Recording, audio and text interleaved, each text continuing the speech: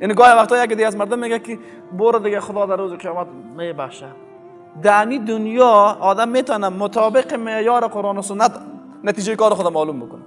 میتونیم نتیجه کار خدا معلوم بکنیم. اول چیزی که از انسان مسلمان پرسیده میشه عقیدهش است. عقیده طبق قرآن هست؟ خب اگر نیست خلاص گپت واضحه است دیگه. بعد از اون مسئله عبادت میاد. عبادت تو طبق مفاهیم قرآن کریم هست؟ خوب است، امیدوار باش که الله که نیست خلاص گپت گلمت جمع است به تعبیر عام دیگه. چی توقع داری؟ باز ما غالبا چی میکنیم؟ برو خدا میبخشه دیگه. آسان خدا بازی میتیم. برو خدا میبخشه دیگه.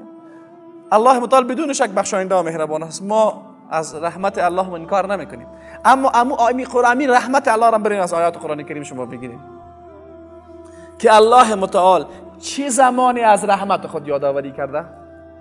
هرگاه یک نفر کار نیک و خوبی را کرده بعد از الله متعال از رحمت خود یادآوری کرده، یا اگر از گناه هم یادآوری کرده بعد از گناه حتما از توبه و استغفار یادآوری کرده، بعد از او باز الله متعال از رحمت خود یادآوری کرده. شما در کدام جای میبینین که الله متعال از گناه بحث کرده باشه بعد از او گفته باشه که الله مهربان است؟ دیدین در کدام جای از قرآن کریم آمده که از گناه بحث شده باشه بعد از او باز از صفت رحمت الله آمده باشه مگر با قید توبه و استغفار؟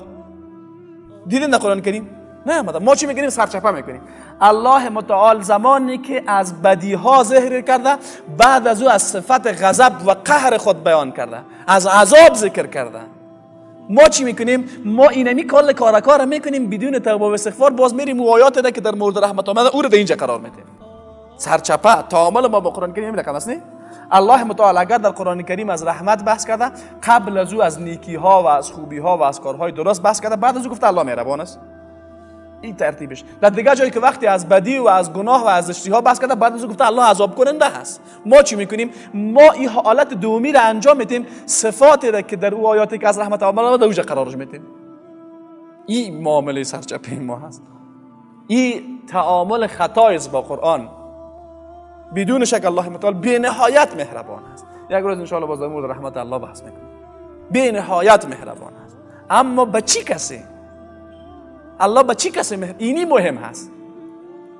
الله رحمتش وسع رحمت کل شیء، همه چیز را فرا گرفته.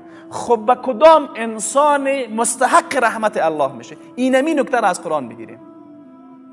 و چی کسی مستحق عذاب قرآن و عذاب الله میشه؟ همین نکته را از قرآن کریم بگیریم. ما در تطبیق همین مورد خطا کردیم. به خاطر چی؟ به خاطری که شیطان ما را اغوا میکنه. شیطان های انسی و جنی اغوا میکنه. بار خدا مهربان است، بدون شک خدا مهربان است. تو آیا اسباب رحمت الله متعال بر خودت جلب کردی؟ نکردیم.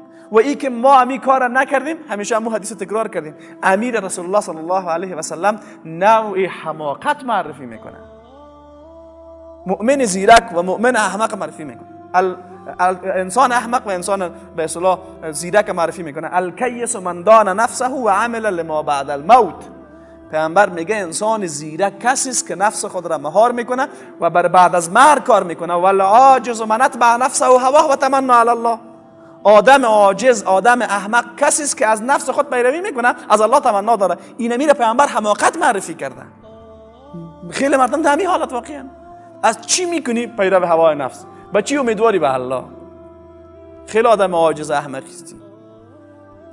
بلکه زمان تو به رحمت الله امیدوار باش که اسباب جلب رحمت الله متعال را برای خودت مساعد کرده باشی. تو با عقیده شرکی پیش الله متعال بری و توقع رحمت الله را داشته باشی. ان الله لا یغفر ان یشرک به. دلت جمع بگی ان الله لا یغفر ان یشرک به و یغفر ما دون ذلک. شرک نمیبخشه. تو عقیده شرکی داری بازم رحمت پروردگار امیدواری. یه حماقت است. خلاف مفهوم قرآن کریم است، خلاف معانی اصلی قرآن کریم است. چرا ما در این حالت واقعیم؟ به خاطر دوری ما از قرآن. به خاطر دوری ما از قرآن. راه حلش چیست؟ بازگشت دوباره به قرآن. پس ما مفاهیم آیات قرآن را بفهمیم، احکام قرآن را بفهمیم. اول در عقیده، دوم در عبادت، سوم در اخلاق.